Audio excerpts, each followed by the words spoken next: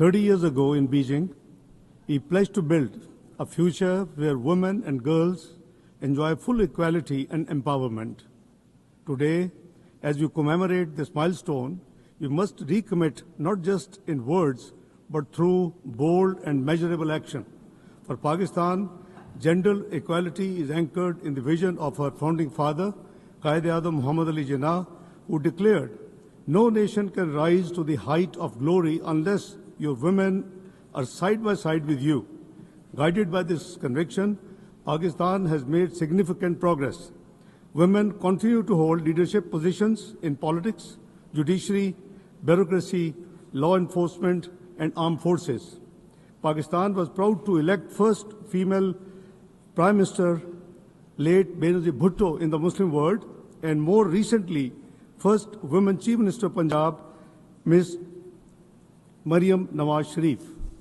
With reserved seats in the national and provincial assemblies, as well as in local bodies, women's voices are shaping policy at every level. Dedicated institutions in Pakistan are ensuring rights, protection, and access to justice for women.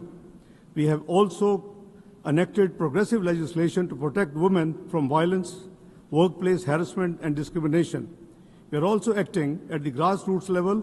Social protection and empowerment programs, such as the federal-funded Benazir Income Support Program and the Prime Minister's Youth Program, are helping women escape poverty, gain access to finance, and benefit from vocational and entrepreneurial opportunities.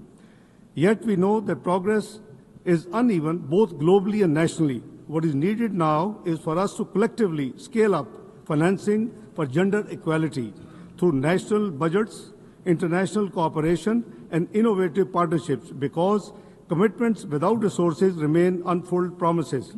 Mr. President, Beijing Declaration remains the boldest global compact for women's rights. Its true legacy must progress. Let us act with urgency, courage, and solidarity so that every woman and girl can live free from poverty and violence and be empowered to lead and contribute to inclusive development. I thank you all.